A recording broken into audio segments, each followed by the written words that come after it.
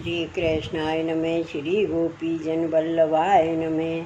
श्री आचार्य जी महाप्रभु जी की 84 बैठक चरित्र 16 कामवन की बैठक श्री कुंड पोस्ट कामा जिला भरतपुर राजस्थान। कामवन में सुरभि कुंड यानी श्री कुंड के ऊपर छोकर के नीचे आप श्री आचार्य जी की बैठक है।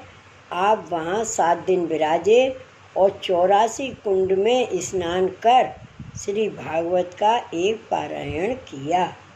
एक दिन रात्रि में श्री आचार्य जी महाप्रभु आप विराजे हुए थे। वहाँ एक ब्रह्म पिशाच बहुत दिनों से सुरभि कुंड के ऊपर रहता था। उसने कोई ऐसा पाप किया था, इस कारण ब्रज की रज से भी मुक्त नहीं हुआ। जो कोई रात्रि में सुरभि कुंड के ऊपर रहता उसको वह भक्षण कर जाता। इसलिए वहाँ के तीर्थ गुरु ने आपसे प्रार्थना की कि महाराज दिन में तो यहाँ सुखपूर्वक विराजो, किंतु रात्रि में आप गांव में विराजना, क्योंकि यहाँ ब्रह्म पिशाच दुख देता है। यह सुनकर आप चुप रहे, कुछ भी उत्तर नहीं दिया, किंतु रात को आप वहीं पर विराजे। जब अर्धरात्रि हुई तब वह ब्रह्म पिशाच निकला। उस समय एक वैष्णव धोती धोकर अपरस में सुखा रहा था। उसने देखकर वैष्णव ने श्री आचार्य जी महाप्रभु से निवेदन किया कि महाराज ब्रह्म पिशाच दूर दूर घूम रहा है। तब श्री आचार्य जी ने कहा, यह अगले जन्म का तो ब्राह्मण था। यह कामवन का राज्य करता था। इसने ब्राह्मणों को बहुत भूमि दान की थी। बाद में इसने पुनः ले ली थी। इस अपराध के कारण यह पिशाच हुआ है।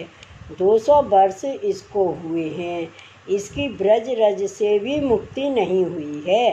वैष्णव ने प्रार्थना की कि महाराज आपके दर्शन से भी इसकी मुक्ति नहीं हुई। तब श्री आचार्य जी ने उस पर अपरस की धोती का जल छिड़कवाया। उस जल के करने से वह मुक्त हो गया तथा दिव्य शरीर धरकर वैकुंठ को गया। तब सुरभि कुंड पर निर्भयता हुई।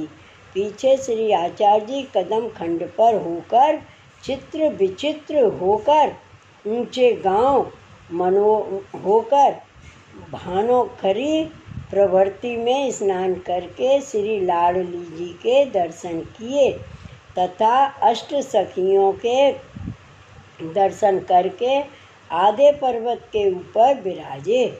वहाँ आपकी बैठक है। यह चरित्र श्री आचार्य जी ने कामवन की बैठक में प्रकट किया। श्री वल्लभाधीश की जय। 17वीं बैठक चरित्र गहवर वन राधा रानी के मंदिर के आगे मोरकुटी के नीचे पोस्ट बरसाना जिला मथुरा उत्तर प्रदेश। श्री आचार्य जी महाप्रभु की बैठक बरसाना गहवर वन में कुंड के ऊपर है। वहाँ आप 7 दिन विराजे और श्री भागवत की 1 सप्ताह की। फिर एक दिन गहवर वन को देखने के लिए आप पधारे। वहाँ सिंह व्याघ्र बहुत देखे।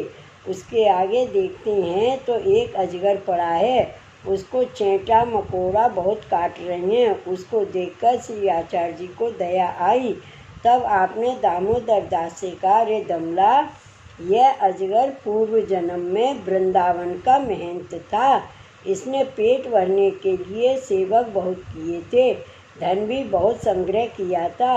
वह सब विषय के हेतु लगाया, भगवत हेतु में कुछ भी नहीं लगाया तथा इसने भगवत भजन भी कुछ नहीं किया। इसलिए यह मरकर अजगर हुआ है।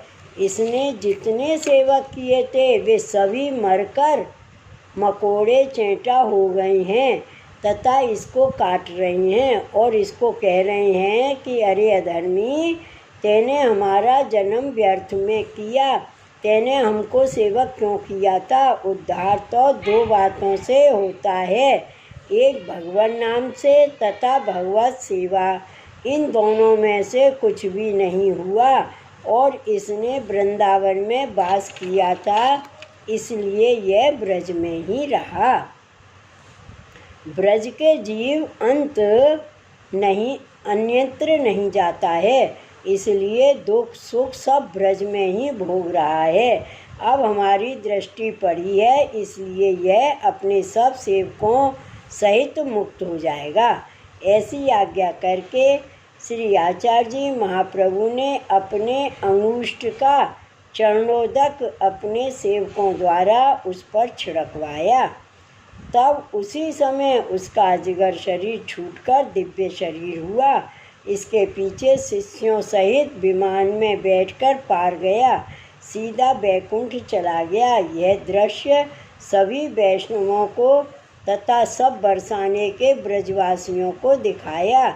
इसको देखकर सब वैष्णव प्रसन्न हुए। इसके पश्चात आप बरसाने से पधारे, पीरी पोखर तथा प्रेम सरोवर में स्नान कर आप संकेत वट पधारे। विशेष प्रेम सरोवर ऊपर श्री महाप्रभु जी की बैठक एक वृक्ष के नीचे है, किंतु इस बैठक स्थल का बैठक चरित्र का वर्णन हस्तलिखित पुस्तक में देखने में नहीं आता है। कितने ही इस बैठक को श्री गोसाई जी की बैठक है ऐसा भी कहते हैं। श्री गोसाई जी की बैठक चरित्र में इस बैठक का चरित्र है। श्री वल्लभाधीश की जय। श्री गोसाई जी परम दयाल की जय। श्री गोवर्धन नाथ की जय। जय जय श्री गोकुलेश, जय जय श्री गोकुलेश।